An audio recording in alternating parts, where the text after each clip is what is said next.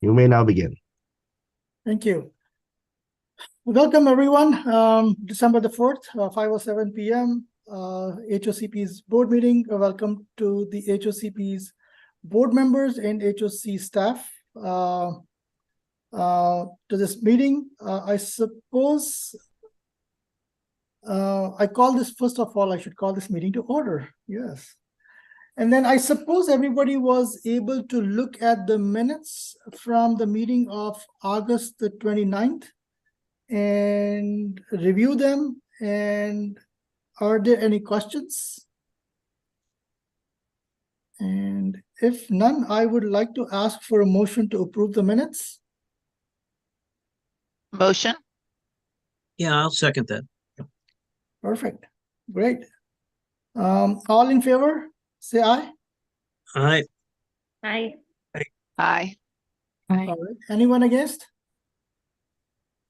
I guess hearing no noise, the motion is approved. All right. Chelsea, you have something to say? Remarks? Yes, I just want to first of all, thank you so much, Mr. Chair, members of the board, the public, and the HOC team. As we wind down here this year, I want to just state out loud how appreciative we have been for the partnership with HOCP and the resources that have been provided for our families. They have definitely benefited, and I just want to thank you all for that. We have and are gearing up for the holiday season, and I know that there are resources that have been budgeted to support our families, and I want to thank you in advance for that, and also indicate that, as you know, the funds from HOCP really do fill in the gap whenever there are not other nonprofits that are able to support our families during the holidays as well. So just thank you so much for everything.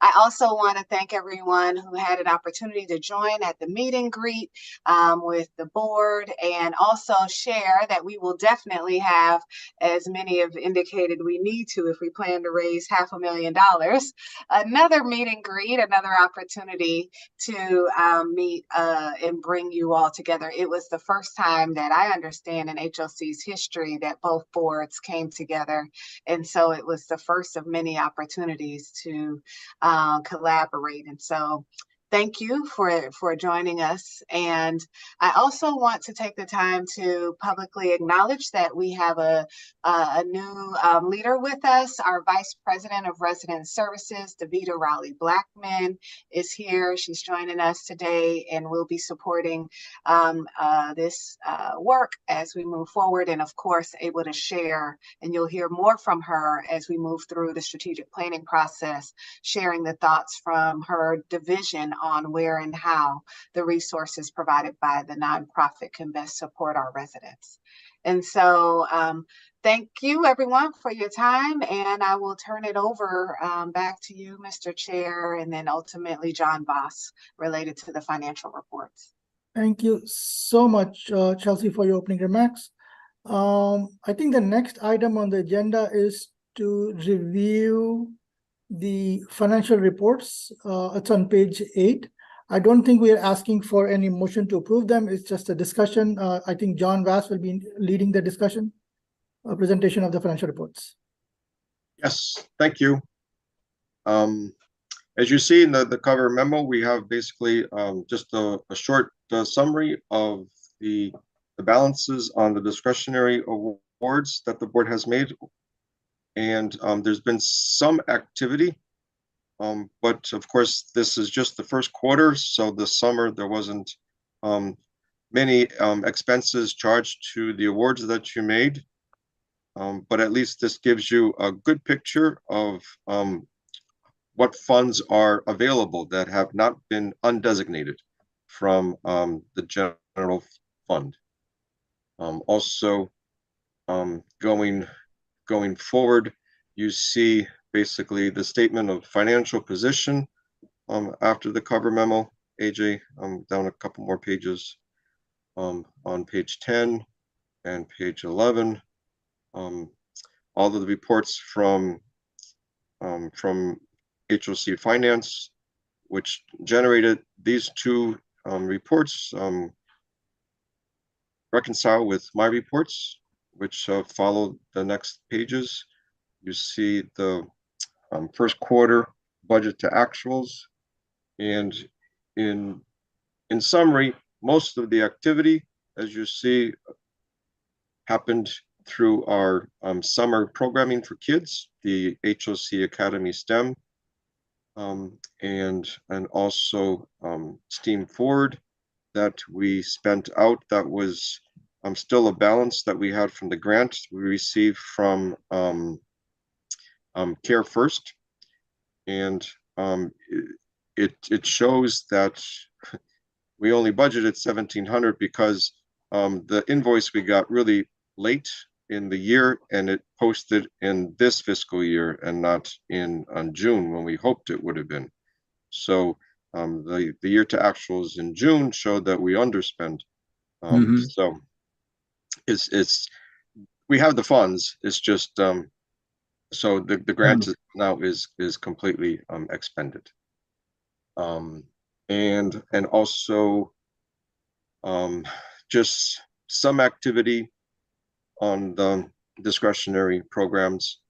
The community engagement started, and also, let's see, what was some of the other items that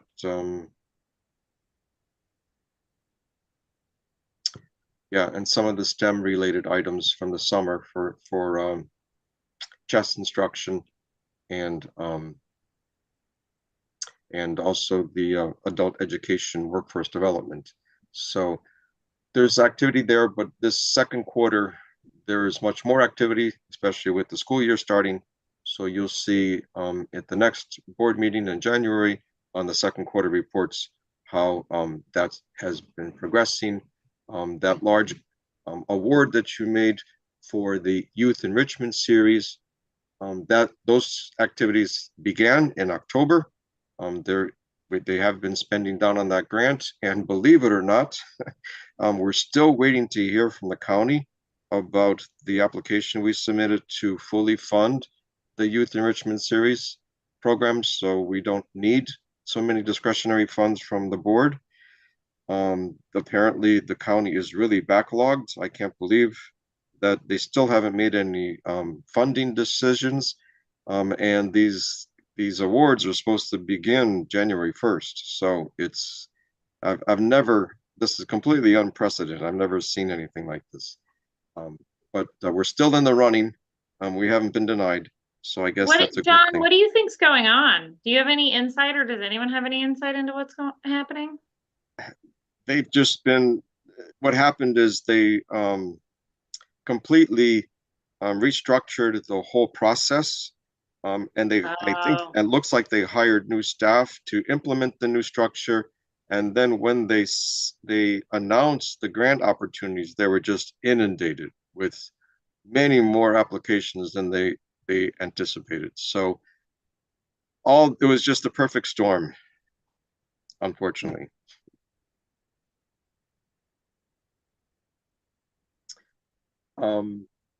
And also on the income side, you see we've been getting many contributions toward the HOC Academy, HOC Works. Of course, that's based on contract activity from HOC, and usually the 3% threshold contribution that vendors make.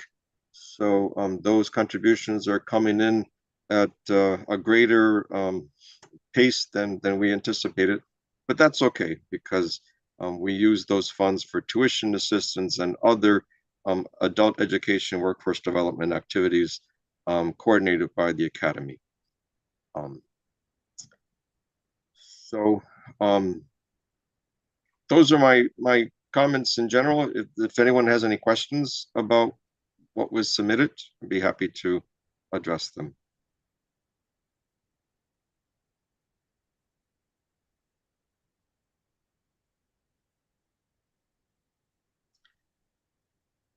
Okay, usually silence isn't a good thing, but I like this silence. That means there are no questions. Sorry, I do have a question. I was just okay. thinking. Unmute. Okay. On the HOC, the Section 3 donation, so you're getting more than you anticipated, and I understand it goes to workforce activities. Do you have any time constraints in when you need to spend those resources, since it seems to be a lot more than what you had initially budgeted for this year? I think I saw it was like No, 20,000 that you didn't. Sorry, go ahead. there are no time constraints on it. So long as we document it carefully, we have, of course, the board makes awards from this ledger, and the last award was made in the spring, I think, for $20,000. So the academy, when the expenses arise, when the tuition requests are received, then they just draw from that award. So the academy will keep pace and ensure that there's enough in the active award to pay on their tuition requests, and then when they start spending down, they'll probably present to the board yet another request for tuition assistance. I'd be happy to, I'd be happy to forward to both you and Eileen, since you joined after this policy was passed by the board, on how to spend this money. I don't remember if it was in the packet that we shared with you, but when we conclude the meeting, I'll email it to you. It gives a summary of where these funds come from, and guidelines on how the board should make awards in spending these funds. That would be great. Thank you. John, have we ever looked at community investment tax credits? I mean, I just learned about these myself through another nonprofit. I don't even know if HOC is familiar with it, but it's just another way for people to contribute to a nonprofit that gives them a tax credit, not a deduction, but an actual tax credit against Maryland income tax. And just seems to me it might help promote more contributions. I know you have to get a designation from the state, I think, to identify a particular project, but if we had a program that we wanted to really devote a lot of funds to and could justify it to the state, I don't know when their application period begins, we could market that particular program for investors who wanted to take advantage of the tax credits, which are better than a deduction. So it's just something to think about in the future. Maybe it's something that is included in part of our strategic plan. I don't know. So yeah, okay. I'm not that familiar with them. It's just something that came up at another nonprofit board that I was involved in, and it's been successful there. So okay, yep. I'll look into it. Yep. Thank you. And John, this may have been what you were saying before, and I wasn't processing right. The negative balance in the Academy Kids STEM, is that just a timing issue? Oh, yeah, I'm sorry. I should have alerted you to that. It's just the timing issue with the invoice. We have to incur the cost and then we invoice the county. So we've already received the invoice. It will be it's posted already, and it will show in the second quarter report. Okay. Yes. So we're in. We have now over $7,000 surplus to date. After that check from the county was posted. Okay. Yeah.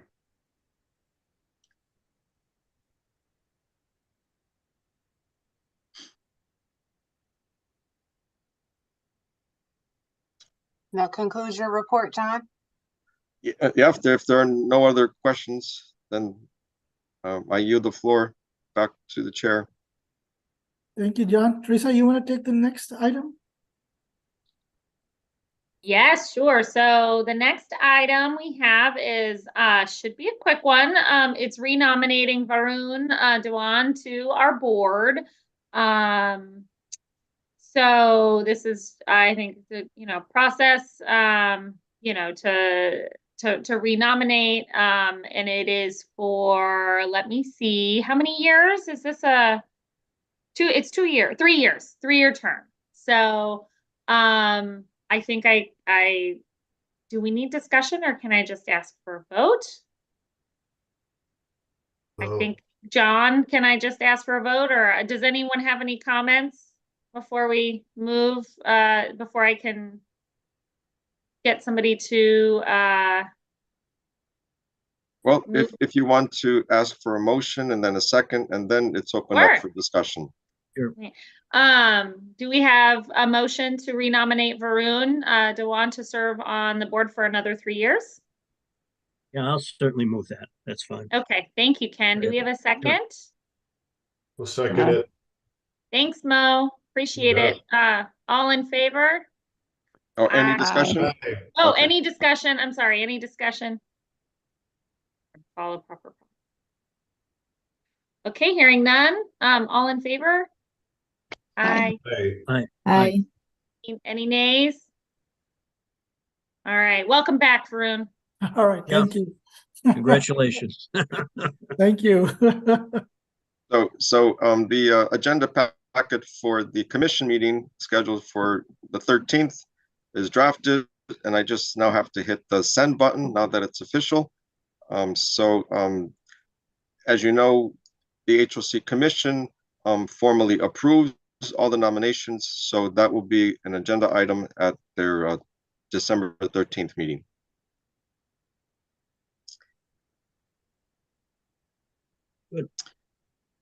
Awesome. Wait, I'm so sorry. Are you December 13th meeting of our board or of the HOC Yeah. board? HOC commission. HOC board. HOCP or HOC? The commission, HOC. Oh, okay. I was like, I- Ratifies. Yeah, they have to approve it. Oh, okay. I just wanted to make sure I was like, I don't have that on my calendar, and I started to panic for a second. So, No. okay. They're the ones who actually make the selection. All right. So I guess we have a special presentation now. Yes, we're going to move into the strategic plan update. We have Eric Stroner, who has been our consultant leading this charge with HOC as we've walked through the strategic planning process. We are still in the drafting, review, response, edit mode with the board, but we are much closer to final, hopefully, and anticipate within the next month or so that the board will finalize the plan. And really wanted an opportunity for Eric to share with the HOCP board how things have evolved to date. And then next steps would be for us to schedule some time just for HOCP to think through how and cultivate, develop the strategic plan for HOCP.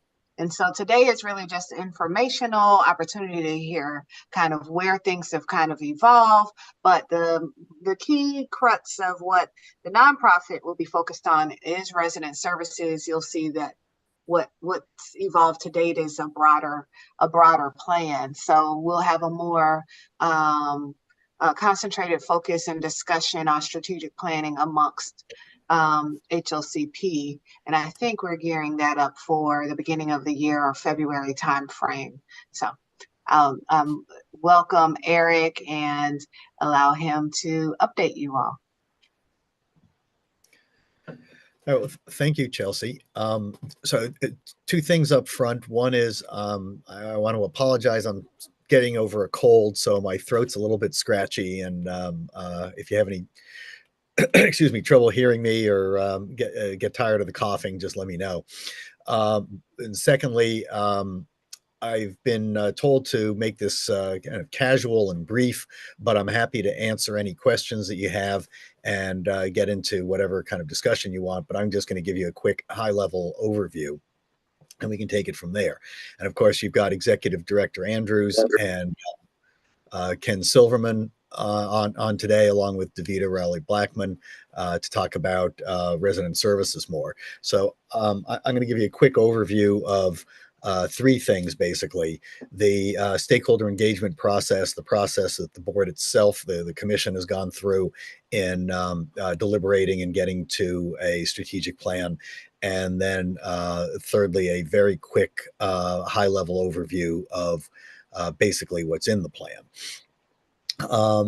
So in terms of stakeholder engagement, this was a really important part of this process, both to what we as consultants think go into an effective planning process, but also I think especially to the commission itself, and particularly Executive Director Andrews, really wanted to make sure that that we and they and the whole process had a high degree of input from HOC residents and customers, from the broader Montgomery County community, as well as from experts locally and nationally, and virtually everybody involved in Montgomery County and HOC with housing opportunities and affordable housing.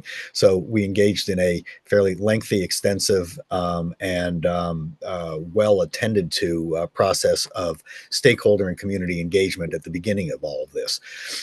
We started with 30 key informant interviews. These included a number of officials at HOC as well as in the county government itself, and a wide range of practitioners and thought leaders in housing. We then moved to broader stakeholder engagement and input. We had a series of 5 focus groups that had a number of individuals each, broken down by particular constituencies or types of input that we wanted to gather in shaping the larger strategic planning process. So the 5 groups were seniors and persons with disabilities, persons from the immigrant community, persons from the Hispanic community, persons from the Black or African American community, and persons on the housing path wait list, all from Montgomery County. We then broadened this perspective further with 2 town hall meetings. One of these was conducted virtually, so that people who couldn't attend the in-person meeting would have an outlet to come and share their views with us, the consultants, as well as with Executive Director Andrews, and I believe some of the commission members attended as well. So we were able to solicit a wide range of input there, and then there was an even larger live town hall meeting in Silver Spring that was very well attended, had a wide range of input, and was very, very productive, and I think very, very informative and useful. We then had a range of electronic surveys that were made available to the broader public, and were broken down into 3 different silos, if you will. There was one survey that basically anybody in Montgomery County could respond to, and we had 350 responses from the community, which is a pretty good response. We had one survey that was directed specifically to HOC customers, and that received a total of 1,725 responses. Then we also sent a survey specifically to HOC staff to address some internal organizational and administrative issues, and 130 HOC staff members responded to that. We also had 2 brainstorming sessions with the HOC leadership staff that were quite extensive, and helped inform the views and the background information that eventually went to the commission. And I think it's important to note that we had Spanish language access for all steps in this process, really, for the surveys, the town hall meetings, and the focus groups. So all told, there were over 2,500 individuals who provided input to this process. So the attempts to reach out and get a wide range of input from all sorts of individuals, anybody who had a perspective on HOC and its services, was very broad and deep, and very successful, I think. From there, we moved on to a process with the commission, involving them directly and I think pretty extensively in the shaping of the strategic plan that eventually will, of course, be their strategic plan. We engaged in extensive secondary research, which was then melded together with the input that was received from the stakeholder process that I just described, and that resulted in a 100-page interim report that went to the commission in order to help frame discussion. In mid to late August, we had an all-day public session with the commissioners that reviewed all of this information, the secondary research as well as the primary research through the stakeholder engagement, and discussed everything from organizational issues to policy issues, and the commission's views on the vision, mission, and values of the organization. This then went into the development of a detailed outline that was shared with the commission, and then underwent extensive discussion at a public meeting again in October. We received pretty detailed direction from the commission at that point on what they wanted by way of particularly the mission, vision, and value statements, but also a lot of the specifics of the detailed goal statement that's really the crux of the strategic plan. And from that and with that direction, we were able to provide a full. So we were able to provide full strategitic plan draft that's been shared with the commissioners and is ready for public consideration and adoption.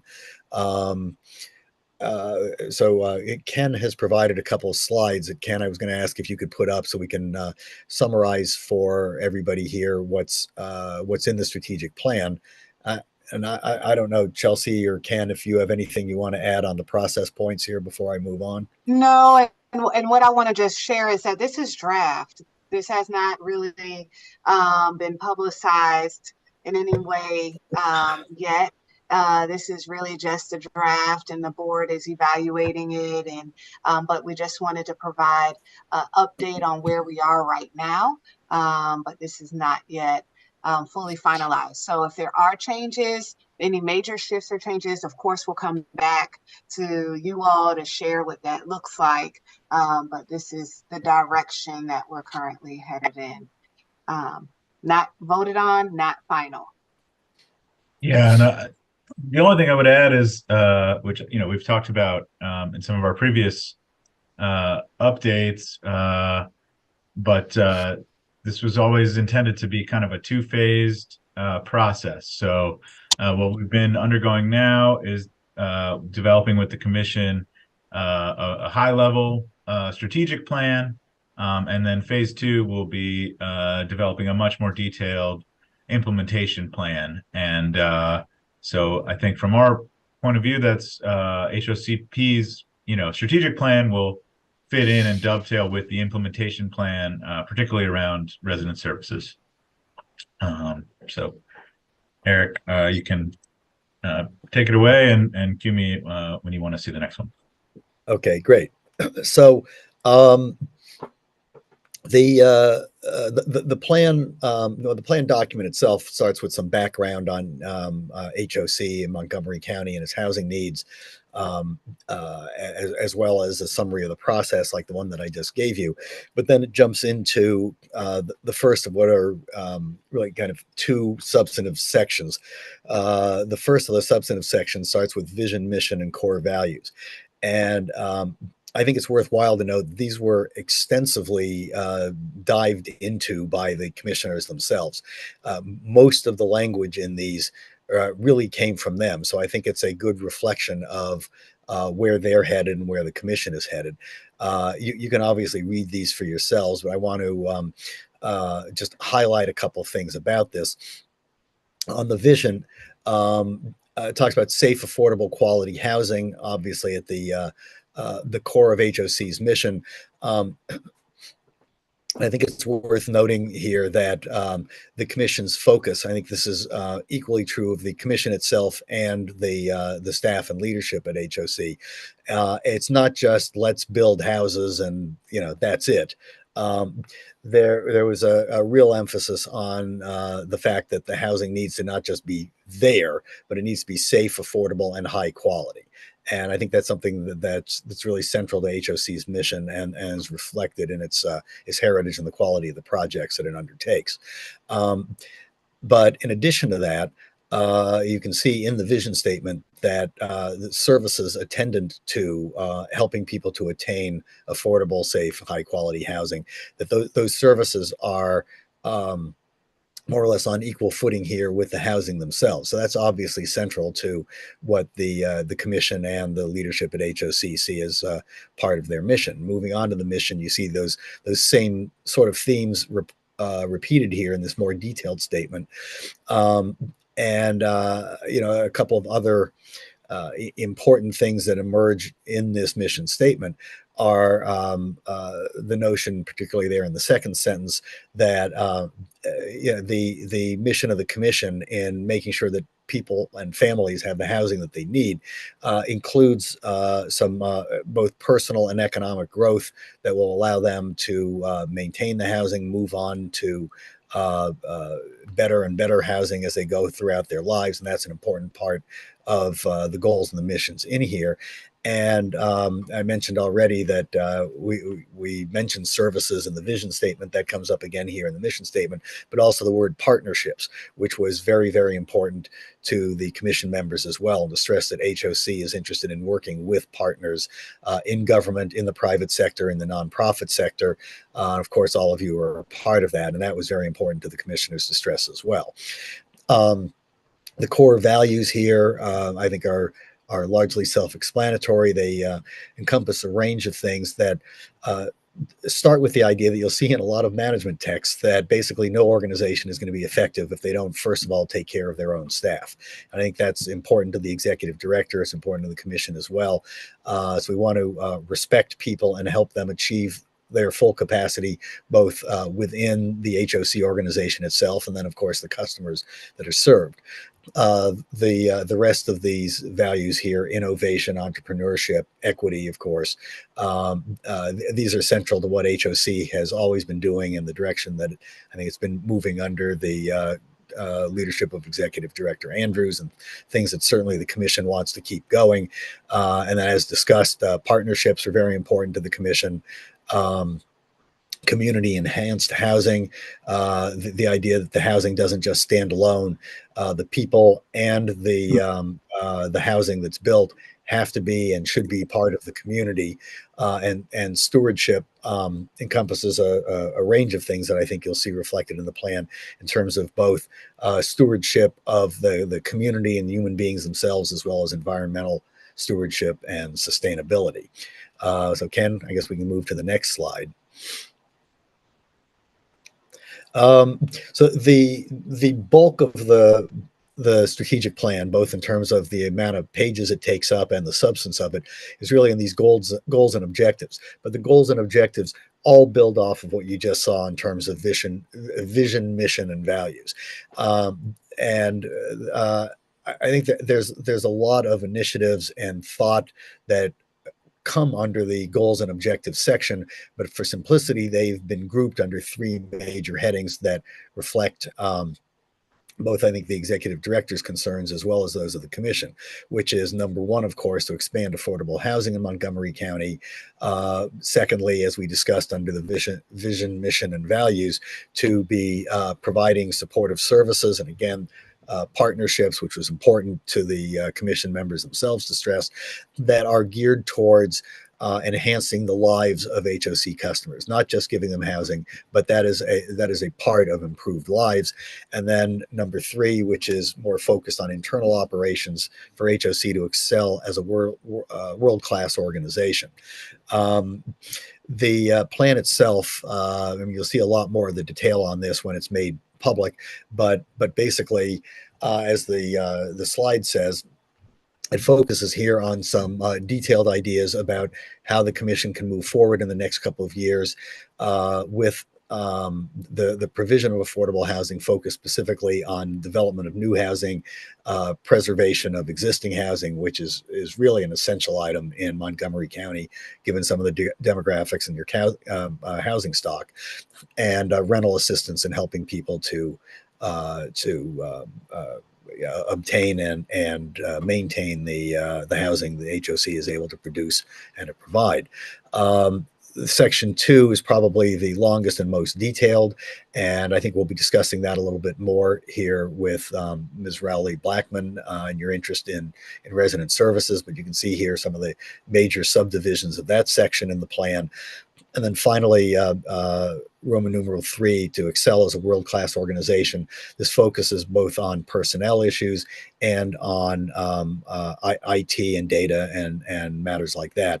And it's very future-oriented. Obviously, any organization now, in order to compete and serve effectively, has to start doing new and creative things with data management and with IT.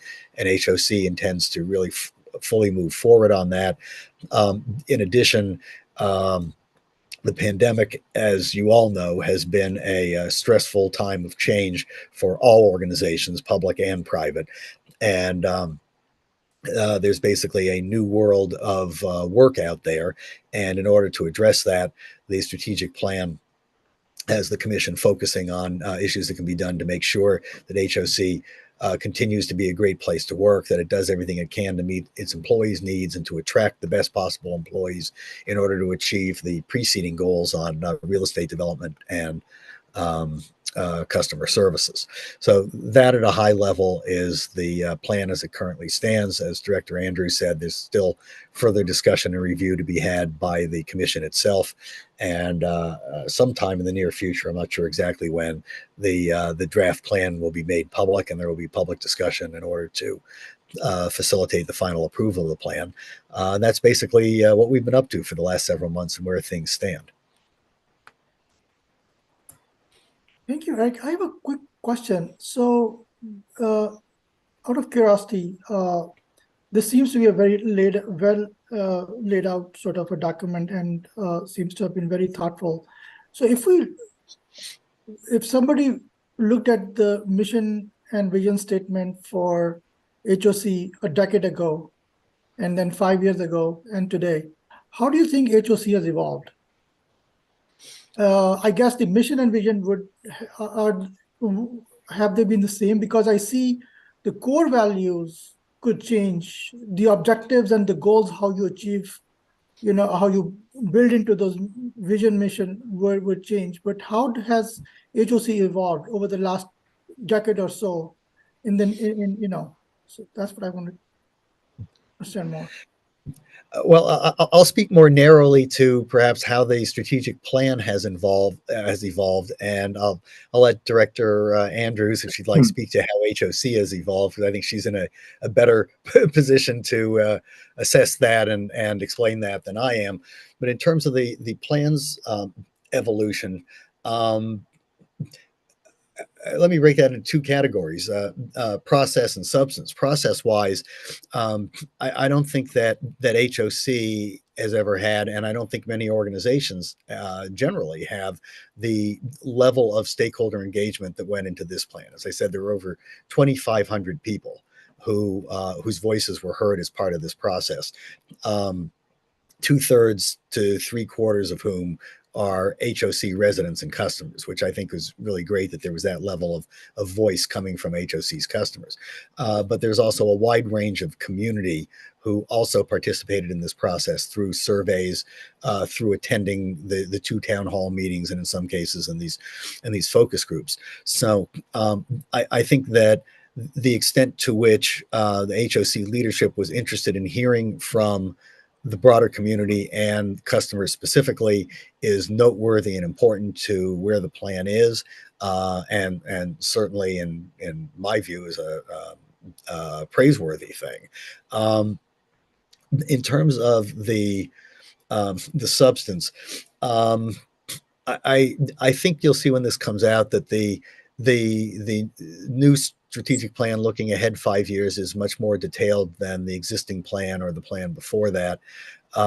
There's a lot of specifics in there about how to achieve the goals, not just having some lofty goals by themselves, but there's a lot in here in terms of what HOC, the commission specifically, wants to do about these items. And as Ken Silverman mentioned, there's a further, even more detailed implementation planning process coming that will provide a lot more on that. So I think it's a step forward in terms of giving specifics and giving a roadmap, and not just providing generally vague goals. Then there are a couple of things. Maybe Ken, you could go back a slide. the things all on the vision, mission, and values statement, these pretty much all come from the commission for the most part, as well as from HOC staff and leadership. And I think it's reflective of where the organization is today. Um, the the talk about safe, affordable, and high quality housing, and not just housing, is new from the prior versions of these in the prior years. I think the emphasis that you see on services and on strengthening families, opportunities for personal and economic growth, all of those, which I know are important to the executive director, were not present in the prior strategic plan. And I think you see more of an emphasis of that this time around. The stress on partnerships and the HOC board recognizing the importance of working with other governments and with the nonprofit community as well as the for-profit community, I think is much more emphasized in this plan. The one other thing that I would note is the mention here of equity, which also comes up in the the goal section of this that you'll see. I mean, obviously, nationwide and society-wide, there's a much greater emphasis on equity within the last few years, and obviously, from the beginning, HOC has played an important role in that. Going back decades, the commission and the county generally, but the commission specifically, has really been on the forefront of racial and socioeconomic equity in a way that most housing commissions and most county governments have not been. But making this explicit and making this an important part of how HOC is going to carry forward in the next 5 years, I think is an element of this plan that was not explicitly present in prior plans. Thank you, Eric. I would just add, we've never had core value, or at least stated core values before. So I know that's also something new for the commission. So we certainly had core values, but to lay them out clearly and help us kind of feel like we're all striving in the same direction, we think is a step forward as well. Yeah, no, I really like the core values. Like, you sort of highlighted specifically both separately for the staff and then for the customers. So it just makes them come right on the front page and say we are, they're both important in their own ways and equally important. This looks very good. Oh, I'm glad to hear that. So can I ask just in terms of, or is there more? I should just hold off. I wondered like if there are specific sort of tactics kind of within each of these that we've developed, or is that another phase kind of flowing from this? Yeah. So, sorry, Eric. I just want to say, just process wise. So, as Eric kind of alluded to, as soon as we get clearance to post this for the upcoming commission review, the full draft, which is actually coming in at close to 40 pages, we will share that with the board. I'll ask John to send the link, and we're going to post that on our website, so you'll have the opportunity to read through all of the gory detail here. And I can let Eric on in more detail. Yeah, I mean, obviously this is a PowerPoint presentation, so it doesn't go into the same detail as the document. But as Ken said, I think it's a heftier and more detailed document than most public entities' strategic plans that you'll see, and certainly than the prior plans here. So the document itself has a lot more specifics and details. And I'm sorry, I forget the exact word that you use, but basically, exactly what's going to be done under these is gone into in a lot more depth in the strategic plan document itself. And I think a lot of that is really thanks to the detailed attention that the commission members themselves paid to this. A lot of that comes from that.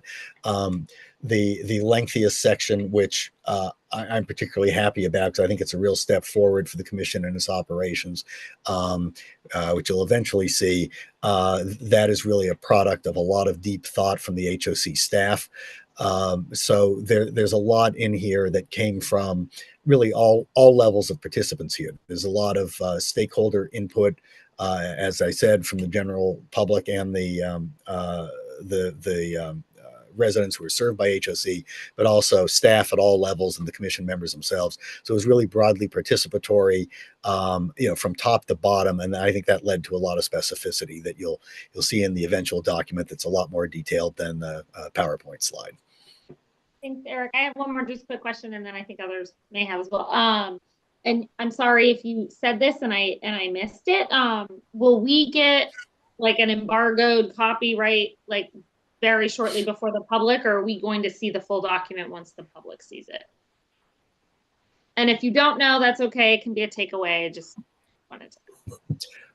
I don't know. That's above my pay grade, but if anybody else wants to answer, go ahead. I don't think that was the thought. Quite frankly, the level of detail you're probably thinking about in terms of the implementation plan for resident services or the areas that HOCP would want to focus in on, those details and how they would be implemented have not been fleshed out in this document that's going to the board. And instead, having that separate meeting just with HOCP and of course with the leadership of Davida, walking through, thinking through next steps in implementation and sharing how we will move forward and getting the thoughts from the nonprofit partner on how you would like to leverage support. That will happen in another meeting.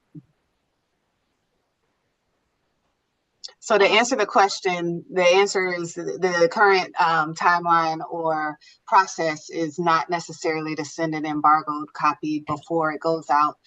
There will be a public meeting and then the board would adopt it, but we had not thought about it in a two-pronged step. Well, I just want to, congratulate you. Anytime you're going through a strategic planning exercise and then having it in a public agency, I mean, it's hard like in a small nonprofit. So the number of stakeholders. So congratulations for getting to something that is, what seems to be pretty clear and tight, which I think is really important for a strategic plan to, even if it is 40 pages, you have a good summary in 2 pages. So that's really great. I kind of one little comment and one question, and the comment was just in case this comes up as an issue while you're getting to your final thing. I actually, as part of my consulting, had worked with a group on strategic planning, and one of the things that was this ongoing conversation was whether the word potential sufficiently allowed for agency and whether potential was defined by somebody else. So we actually had changed it in our last version to aspirations. So their aspirations versus their potential, because then it's really what somebody owns versus how somebody defined it. So I just wanted to tell you that because it took us so many months to get there, and I just thought I'd share that. Thank you. And then the other thing was just, and I know we've talked about this before and hopefully in the implementation, but really trying to get to the term like resident outcomes versus residents accessing services, right? Because people can access a lot of things, but the question is there value in what they're doing, right? And whether you think about that from the respect for the customer, right? Because we want to make sure that what they're being provided is actually outcome oriented and is making a difference, but also to understand what are we trying to globally, where are we trying to move the needle? How are we trying to support? So I just say, if that, in future implementation, that focus on really what is the outcome versus just an access or an activity, that would be really awesome. That is definitely the direction we're leaning in, and Davida will be able to share more, but definitely being able to track the outcomes and also making sure we're leveraging all of the data that we have and being really thoughtful about what different communities and individuals need based on what they tell us they need, but then also tracking the effectiveness of what we're providing. So yeah, and I think it's both tracking the outcome, but before you decide that a service is going to be offered, thinking about what is the outcome you're trying to achieve, right? So, why this versus that? I mean, everybody's time's constrained, money's constrained at some level. So why A versus B, then having that outcome defined in advance, I think makes a difference sometimes in what you decide to offer. Absolutely.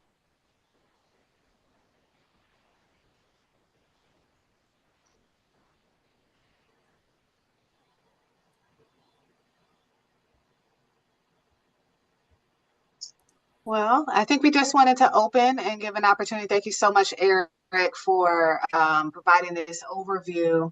As you all can see, there has been a lot of work, and we're still hoping that we get board final approval here soon. And then next steps is really to have the retreat with HOCP. And so we'll have the full plan, we'll have more details. Davida will have more data to share in terms of how resident services is thinking about these different implementation plan next steps, but really having an opportunity to really build out the strategic plan for HOCP. And so that's the next step. Thank you. And with that, I turn back to the chair. Thank you. I guess there are no other items on the agenda for today. And if there's no further business, I would like to ask for a motion to adjourn. I'll motion. All right. All right. All in favor, say aye. All right, Aye. And then we are okay to, then we are Good. okay to say bye. thank you. Thanks, Thank you. everyone. Yep, Happy we'll see ya. holidays, Yep. everyone. Thank Bye. you. Take care. Good night. Great to meet you. Bye-bye.